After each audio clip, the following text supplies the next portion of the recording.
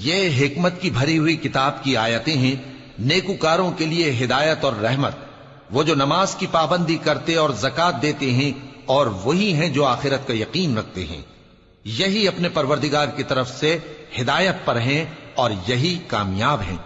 اور لوگوں میں بعض ایسا ہے جو بیہودہ حکایتیں خریدتا ہے تاکہ لوگوں کو بے سمجھے اللہ کے رستے سے گمراہ کرے اور اس سے ہنسی کرے، یہی لوگ ہیں جن کو ذلیل کرنے والا عذاب ہوگا۔ اور جب اس کو ہماری آیتیں سنائی جاتی ہیں تو اکڑ کر منہ پھیر لیتا ہے، گویا ان کو سنا ہی نہیں، جیسے اس کے کانوں میں ثقل ہے۔ تو اس کو درد دینے والے عذاب کی خوشخبری سنا دو۔ جو لوگ ایمان لائے اور نیک کام کرتے رہے ان کے لیے نعمت کے باغ ہیں، ہمیشہ ان میں رہیں گے۔ اللہ کا وعدہ سچا ہے اور وہ غالب ہے، حکمت والا ہے۔ اسی نے آسمانوں کو ستونوں کے بغیر پیدا کیا جیسا کہ تم دیکھتے ہو، اور زمین میں پہاڑ بنا کر رکھ دیے تاکہ وہ تم کو لے کر ڈولنے نہ لگے، اور اس میں ہر طرح کے جانور پھیلا دیے۔ اور ہم ہی نے آسمان سے پانی نازل کیا، پھر اس میں ہر قسم کی نفیس چیزیں اگائیں۔ یہ تو اللہ کی تخلیق ہے۔ اب مجھے دکھاؤ کہ اللہ کے سوا جو ہستیاں ہیں انہوں نے کیا پیدا کیا ہے۔ حقیقت یہ ہے کہ یہ ظالم کھلی گمراہی میں ہیں۔ اور ہم نے لقمان کو دانائی بخشی کہ اللہ کا شکر کرو، اور جو شخص شکر کرتا ہے تو اپنے ہی فائدے کے لیے شکر کرتا ہے، اور جو ناشکری کرتا ہے تو اللہ بھی بے نیاز ہے، لائق حمد و ثنا ہے۔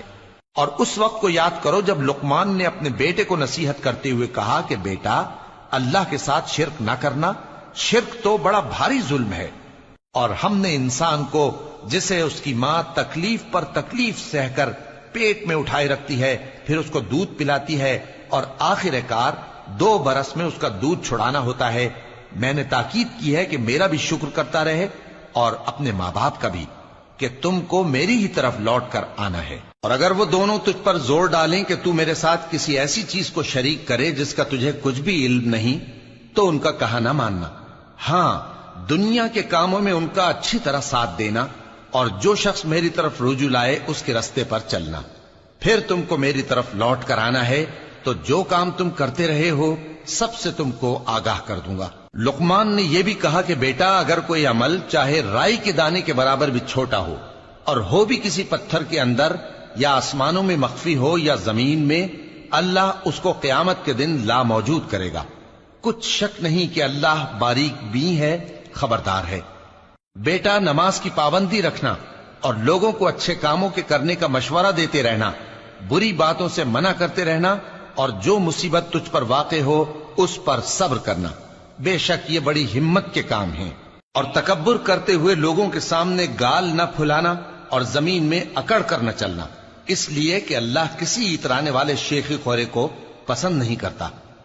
اور اپنی چال میں اعتدال کیے رہنا، اور بولتے وقت ذرا آواز نیچی رکھنا، کیونکہ بہت اونچی آواز گدھوں کی سی ہے، اور کچھ شک نہیں کہ سب سے بری آواز گدھوں کی ہوتی ہے۔ کیا تم نے نہیں دیکھا کہ جو کچھ آسمانوں میں اور جو کچھ زمین میں ہے سب کو اللہ نے تمہارے قابو میں کر دیا ہے، اور تم پر اپنی ظاہری اور باطنی نعمتیں پوری کر دی ہیں۔ اور بعض لوگ ایسے ہیں کہ اللہ کے بارے میں جھگڑتے ہیں، نہ علم رکھتے ہیں اور نہ ہدایت